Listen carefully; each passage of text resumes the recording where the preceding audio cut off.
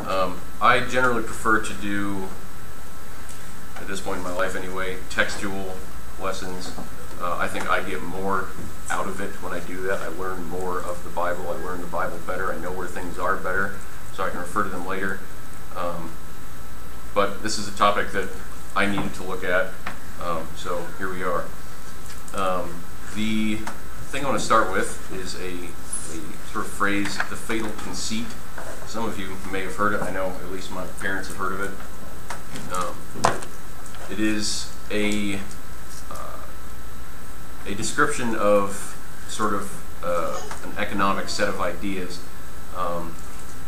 The idea, as far as I could find, was initially put forth by Adam Smith in his Theory of Moral Sentiments, talking about people who try to push planned economies. You know, we have a central authority that's controlling everything that goes on in the economy. And the whole quote was nice, but it was quite long, so I cut it down to this.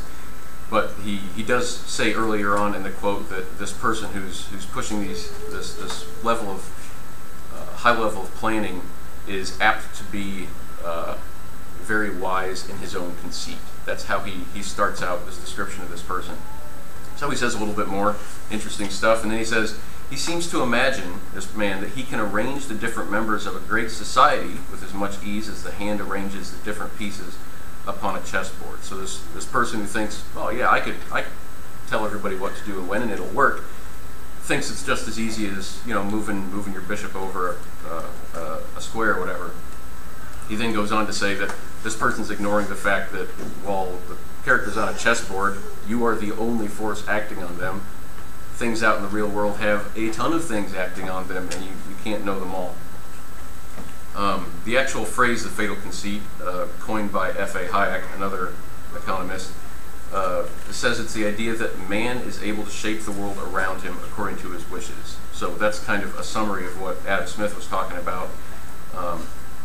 And I would sort of further summarize that as someone having an overactive imagination of control over things. Someone thinks, oh yeah, I can control this, when in fact they're in no way prepared or able to be able to control what they're talking about.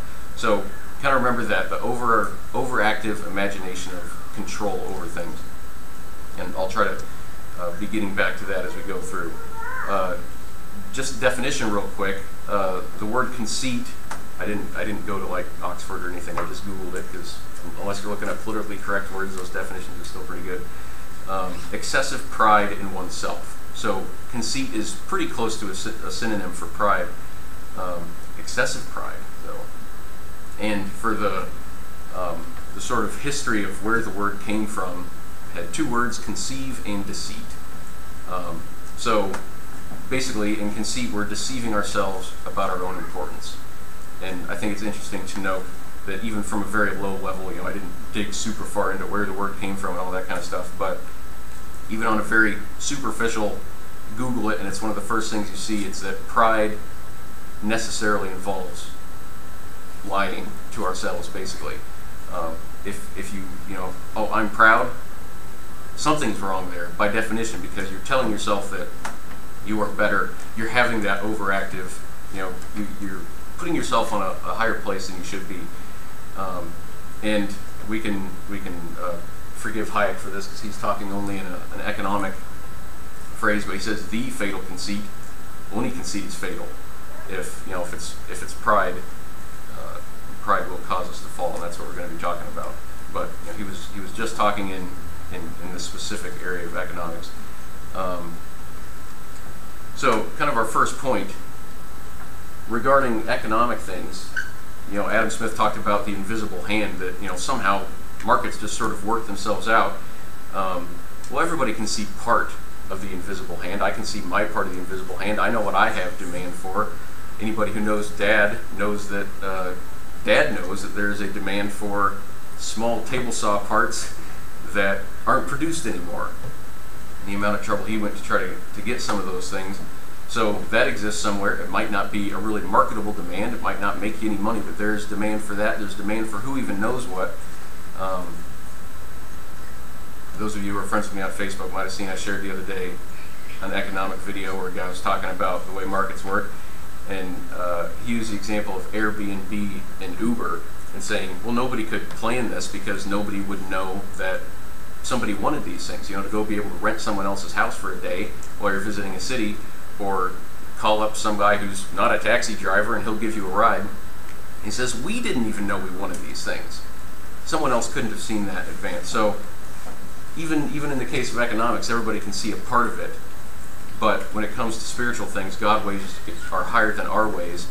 We could guess, and we might be able to guess right, but had God not told us, we would never know if we were right. And as you know, hit or miss as guessing is, we may as well not guess. We can certainly be thankful that God actually told us what it is that he wants us to do with our lives. So 3 kinds of pride, or 3 areas of pride, sort of, that we're going to be talking about. Pride, I call them pride in the active, pride in the passive, and then pride in the uninvolved, or pride of association. And we will get to those. But first, pride in the active. So even when we do something, you know, I go to build a shelf or something, and I'm successful in that. So you could say, oh, I've done a good thing. Oh, you should be proud of that, whatever. But even when we do something, we are actively involved. We are the means of production of whatever that is, and we are successful in that. Still, pride is not the right response. First example we'll look at is Moses in Numbers 20.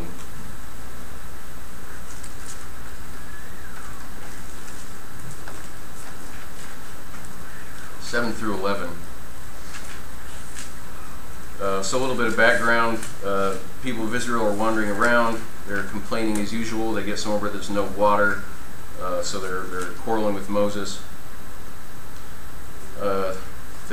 Moses and Aaron go and ask God. 7, the Lord spoke to Moses, saying, take the staff and assemble the congregation, you and Aaron your brother, and till the rock before their eyes to yield its water.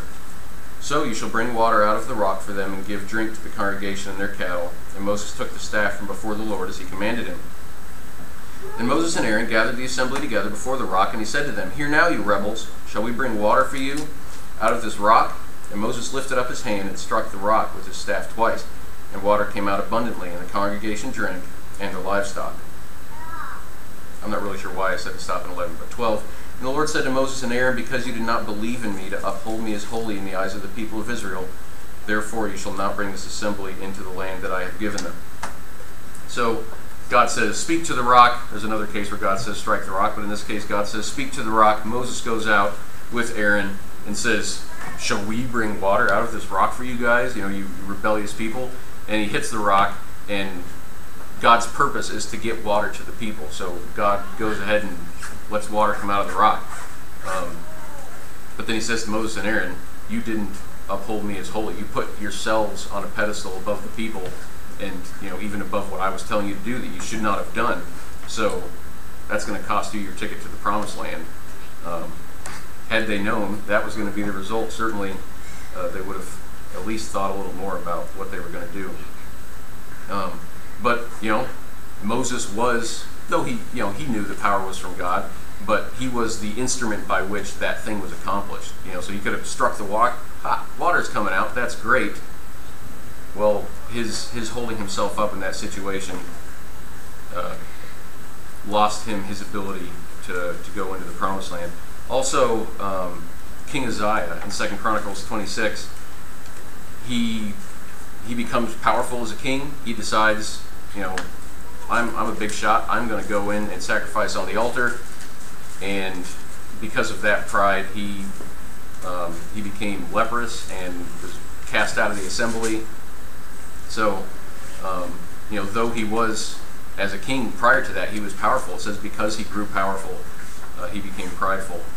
So though he was, the instrument of doing these things to become a powerful king, he still held himself up. It caused him to hold himself up, and that, basically cost him his kingship. He was cast out, and his son took over. Another example from the New Testament, if you look at Luke 17, this isn't so much an example of an actual occurrence though it is talking about a potential actual occurrence, but a saying of Christ. Luke 17, 7 through 10. Will any of you who has a servant plowing or keeping sheep say to him when he has come in from the field, come at once and recline at table?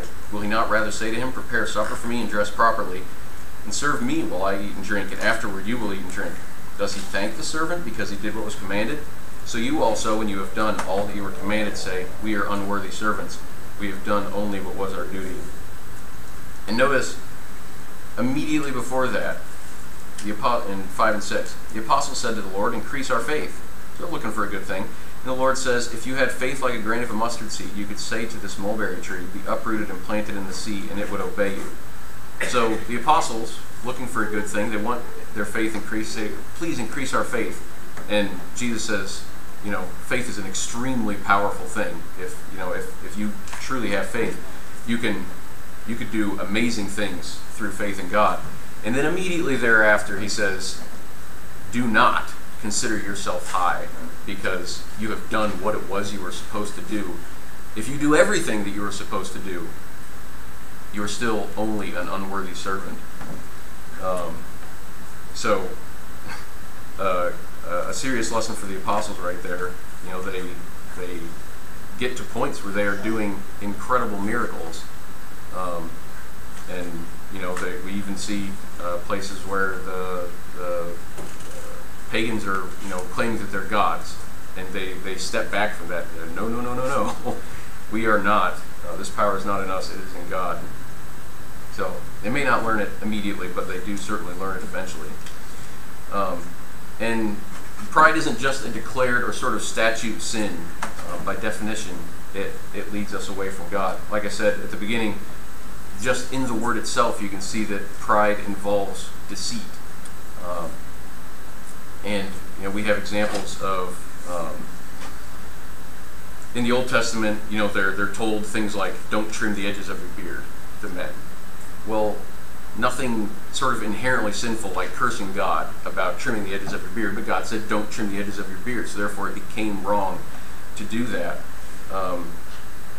In the New Testament, we're mostly told, do this, and the assumption through logic is you don't do anything else. There's not a ton of thou shalt nots in the New Testament, but something like use unleavened bread and fruit of the vine for the Lord's Supper. If we were to use cookies, it doesn't say don't do that, but that is sort of a declared truth, and anything else is therefore declared to be a sin, though there's nothing inherently sinful about cookies.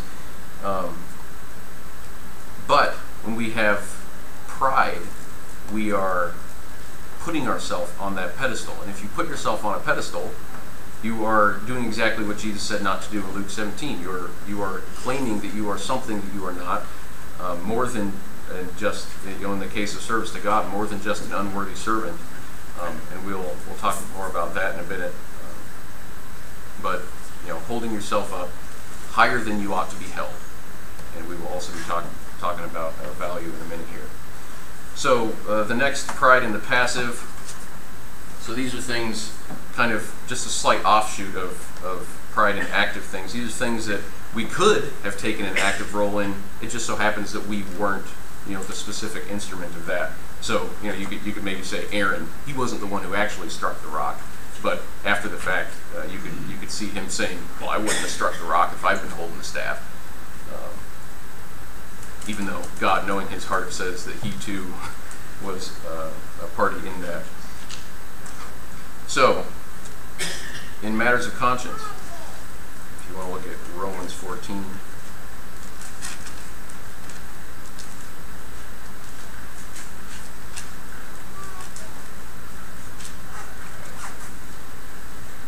Romans 14, 2 through 4, talking about putting stumbling blocks in front of each other. One person believes he may eat anything, while the weak person eats only vegetables. Let not the one who eats despise the one who abstains, and let not the one who abstains pass judgment on the one who eats, for God has welcomed him. Who are you to pass judgment on the servant of another? It is before his own master that he stands or falls, and he will be upheld, for the Lord is able to make him stand. So, the sort of hypothetical, you can take the example of two converted pagans. one who very quickly is able to see, I can eat all things. You know, none of these things really matter. And another one who says, man, when I eat this, I think about insert name of former god that I used to worship when I ate this, and that person is unable to get over that. And you know, they're not worshiping that god anymore. They're saved and forgiven by God, but that is a big stumbling block for them. And then consider the first person who doesn't have a problem with it, thinking, you know, that why are they having such a hard time with that? I don't have a problem with that. This isn't difficult at all. Why are they having such a problem? And man, they really threw off my potluck the other day because I had this, and they caused a big stink and all this kind of stuff. So this person A, who doesn't have any problem with it, he still has a problem, of course. It's not even something that he's involved in, and yet he's still prideful about it. There's like he's created a void of something that he imagines, and he has pride in that, and it's completely hollow. There's not even anything there that he has done. It's something he hasn't done or hasn't had trouble with, or you know, he's creating a stumbling block for himself out of thin air with his pride. In our service to God, just a chapter over in Romans 15, 1 through 3. We who are strong have an obligation to bear with the failings of the weak, and not to please ourselves. Let each of us please his neighbor for his good, to build him up. For Christ did not please himself, as it is written, the reproaches of those who reproached you fell on me.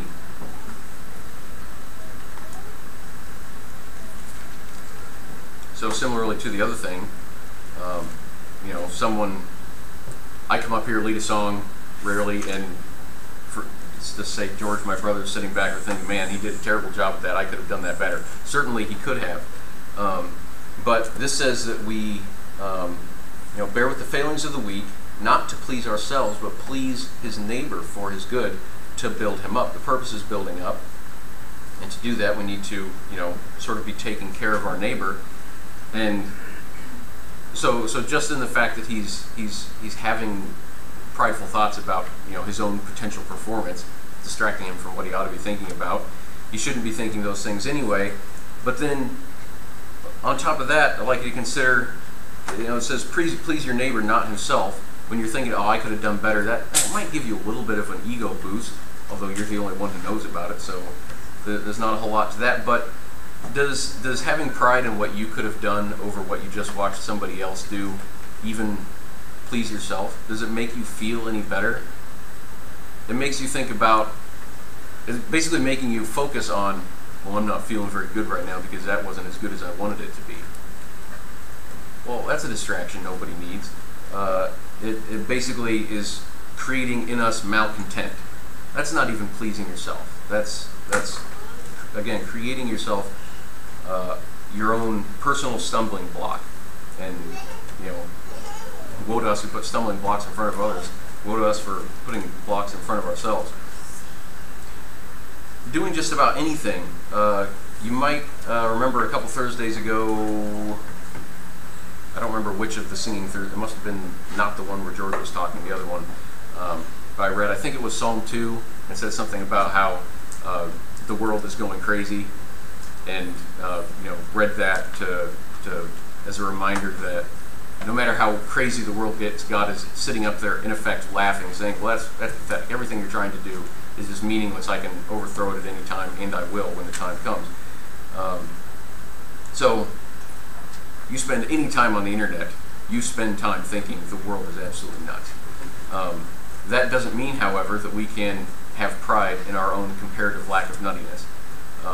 Because though we may not sort of have the volume of sins or ridiculousness that the world has, we certainly have the same value of sins. Our sins are every bit as condemning on us as theirs are. And again, it's something that we're not even doing. You know, we're looking at someone making a purely illogical, completely ridiculous argument about something on some internet forum somewhere that has no relevance to anything, and we're thinking, oh, well, that's stupid, and I'm not that dumb, and you know, here's, you know, I'll crush it with my superior logic. What is the pride even in? It's just a completely made up stumbling block for ourselves. Pride is a self-hiding sin. It's not just you know, a something that inherently pulls us away from God. While we are having prideful thoughts, putting ourselves up on a pedestal, we're not seeing our own flaws. One of those flaws, of course, being pride. There is a thing called the Dunning-Kruger effect. Some of you may have heard of. It is I think the term is cognitive bias. It's the one where people, I think it's something like people of low ability they overestimate their own ability.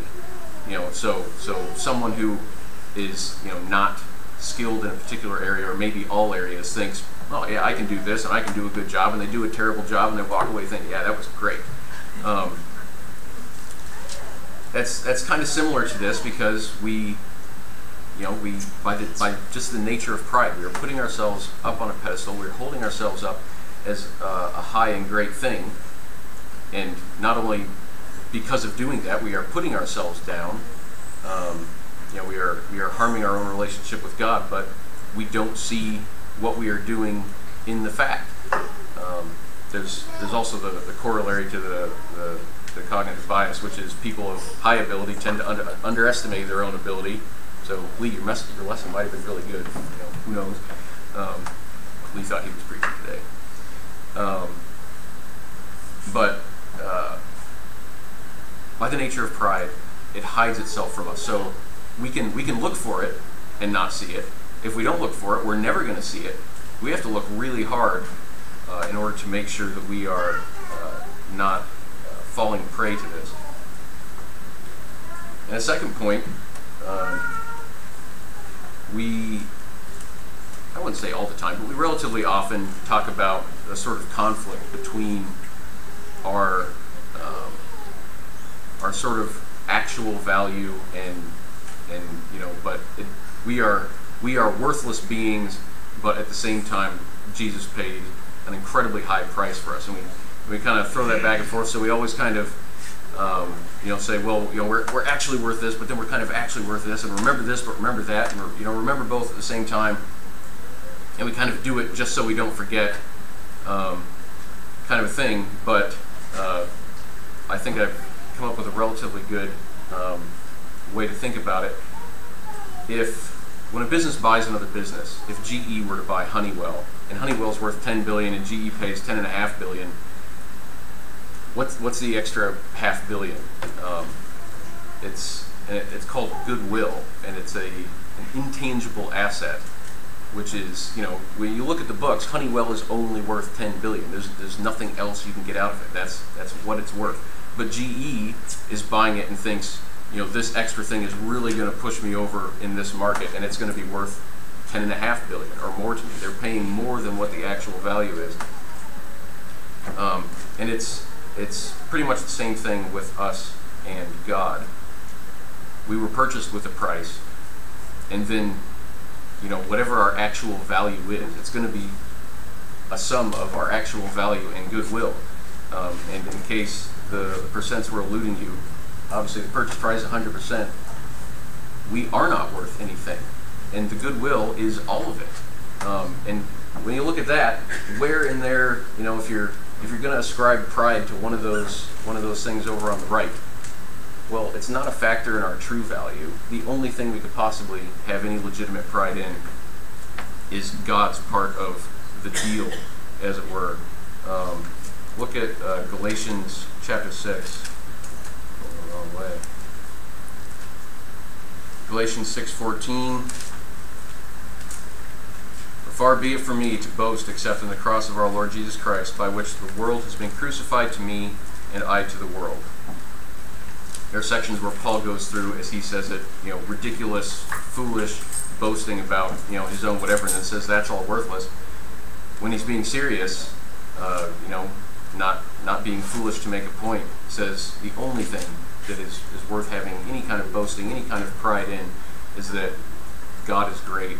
God saw value, or really wanted to imbue value on us, and so sent his son because he loved us.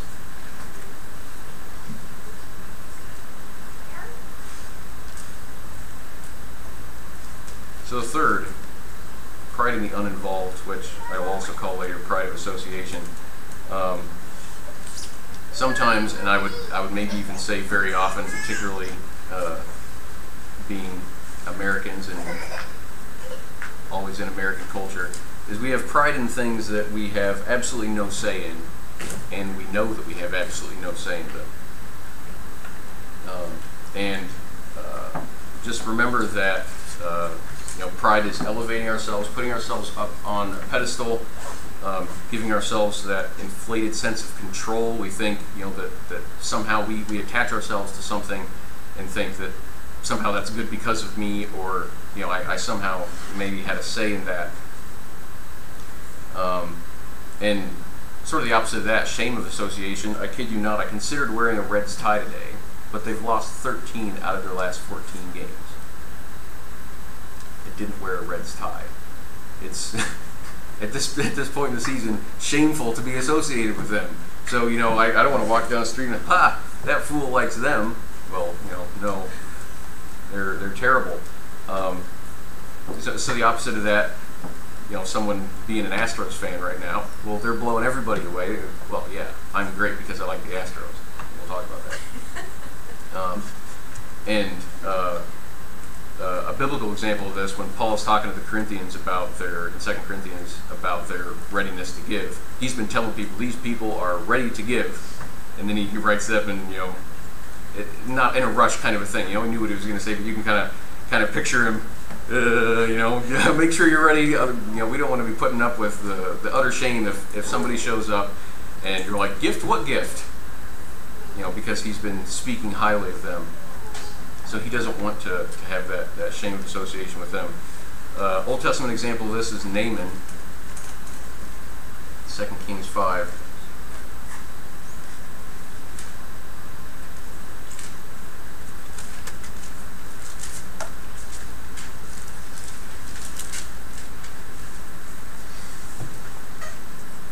And we'll go ahead and read the context, 1 through 12.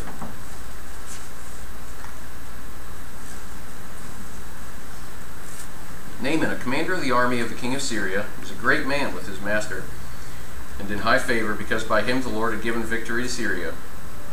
He was a mighty man of valor, but he was a leper. Now the Syrians, on one of their raids, had carried off a little girl from the land of Israel, and she worked in the service of Naaman's wife. She said to her mistress, "Would that my Lord were with the prophet who is in Samaria, he would cure him of his leprosy." So Naaman went in and told his Lord, "Thus and so the girl from the land of Israel, thus and so spoke the girl from the land of Israel." And the king of Syria said, "Go now, and I will send a letter to the king of Israel." So he went, taking with him 10 talents of silver, 6,000 shekels of gold, and 10 changes of clothing. And he brought the letter to the king of Israel, which read, "When this letter reaches you, know that I have sent to you Naaman my servant, that you may cure him of his leprosy." And when the king of Israel read the letter, he tore his clothes and said, "Am I God to kill and make alive, that this man sends word to me to cure a man of his leprosy? Only consider and see how he is seeking a quarrel with me." But when Elisha, the man of God, heard that the king of Israel had torn his clothes, he sent to the king, saying, "Why have you torn your clothes? Let him come now to me, that he may know that there is a prophet in Israel." So Naaman came with his horses and chariots and stood at the door of Elisha's house. And Elisha sent a messenger to him, saying, "Go and wash in the Jordan 7 times, and your flesh shall be restored, and you shall be clean." But Naaman was angry and went away, saying, "Behold, I thought that he would surely come out to me and stand and call upon the name of the Lord his God, and wave his hand over the place and cure the leper. Are not Abana and Pharpar, the rivers of Damascus, better than all the waters of Israel? Could I not wash in them and be clean?" So he turned and went away in a rage. So Naaman, he's got a bad case of disease nobody can cure. He hears, "I'll go here and get it cured." He goes there to try to get it cured. And then it's not what he wanted to hear because, well, partially because Elisha didn't come out to see him. He just sent a messenger out. But also he says, "Go and wash in this river." Naaman's like, "Well, that's a dirty river. The rivers at home are better." Did Naaman have anything to do with the quality of the rivers at home? I mean, even if he thought mistakenly that his gods had created those rivers, it's still completely unattached from him. And yet he holds himself up as a, well, this is a ridiculous thing, and I'm above this because my rivers are better. I wouldn't want to go take a dunk in a dirty river either, but his reasoning is absolutely ridiculous. There's nothing that he has done or could have done to make those rivers better. They're just better because they're what he's used to. Maybe they're cleaner, whatever. They're at his place, and he's completely uninvolved in that. He just has pride in the association with those things, and that pride would have cost him his recovery. But then, he is convinced to turn around and does it, and after that, he's convinced. In state, nation, sport, or you name it, just the same kind of thing. I'm better because of my location of birth that I had absolutely no choice in. I think when we're trying to think through something,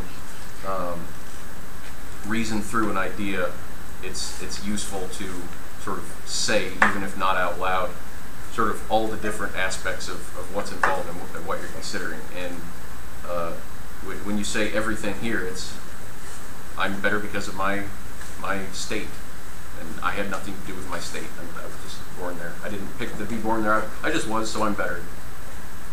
Because my state is better, or my state is better because I'm better. There's no choice in any of that. There's no involvement at all. Sports, I'm better because I root for a group of players, not that are good, but that are in no way influenced by me. The Reds don't know I exist. The Houston Astros don't. They know there's fans out there and they pay my paycheck, but they don't know so and so is out there. Think, wow, yeah, I'm proud today because my team won. You're probably realizing why this is a topic that I thought I needed to look at.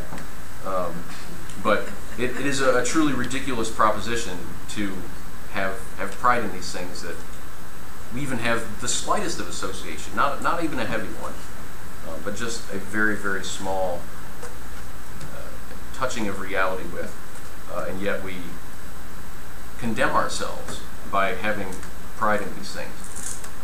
It's very sad that we do such a thing. So again, this pride has a valid direction, and it's only one valid direction, and it is toward God. We are associated with God because God has provided a path of association for us with Him. He did all the work. We have done mere obedience, and not even that very well. And yet He has provided that association, and so that's why Paul says, "Far be it from me to boast in anything other than this association that I have with God," because He did that. He provided that ability for me to be associated with Him.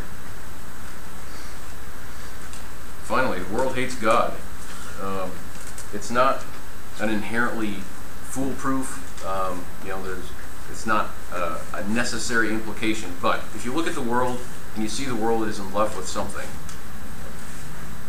what is a good inkling to have off the bat about if that thing's a good or bad thing?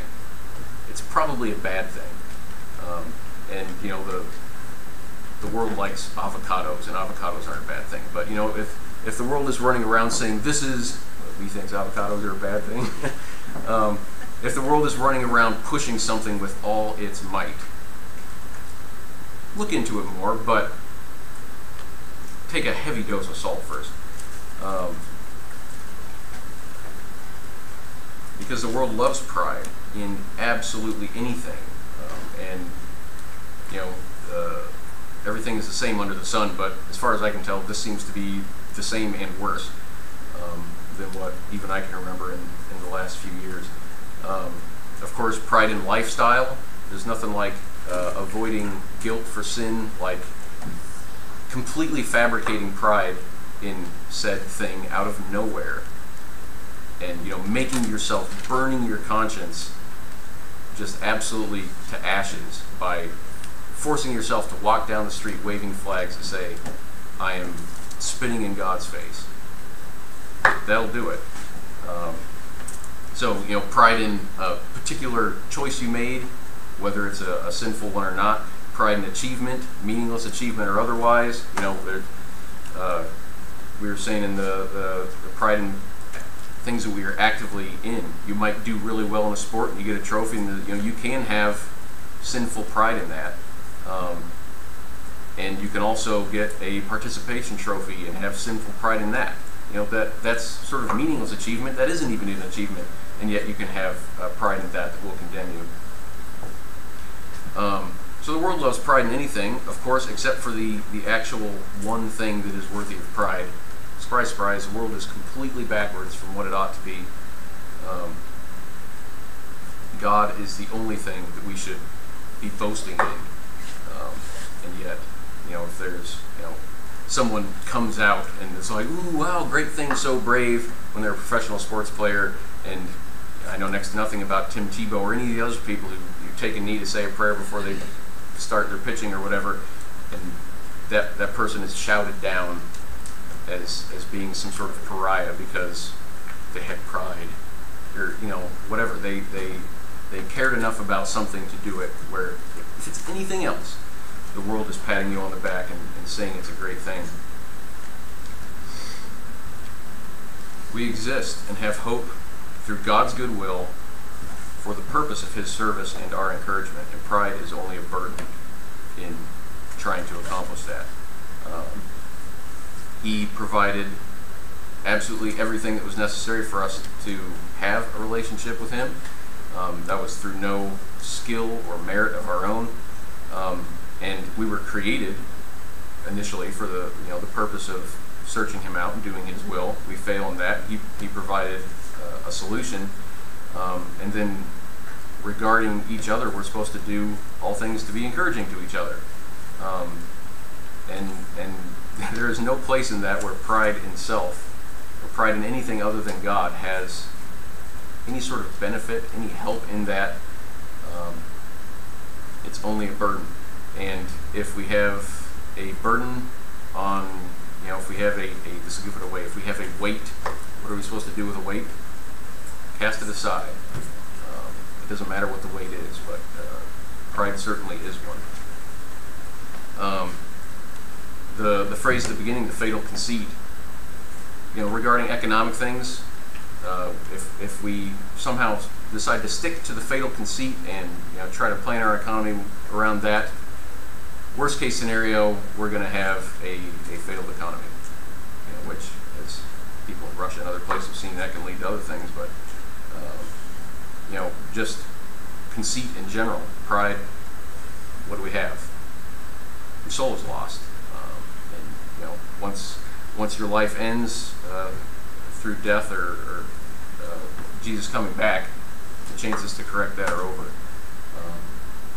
And we need to be looking for it very intensely. We need to be searching our lives and our actions and our attitudes and our thoughts to make sure that we are not prideful in the most ridiculous of things. Even in achievement, we can say, I did a good job. Even at that point, everything that you were able to do, the talent, the materials, the air that you breathed while you were doing it, was provided to you by God, and He sends that on the unjust just as much as you.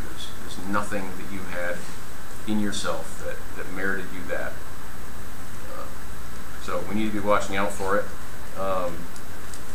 Like I said, pride is a burden on in our relationship with God. If we have that burden on our backs when life ends, then life is going to end in a very bad way, and the next life is going to be death. So, like any other weight, we need to cast it aside. If anybody has that weight or any other weight and needs to be forgiven of that, nothing you can do in and of yourself, but God has provided a way out from that through His Son's blood, who lived perfectly, committed no sin, and was willing to go to the cross and die so that we could have forgiveness of ours. So if anybody wants to cast aside those weights and start a relationship with God, please let us know while we stand and sing. Song number 90.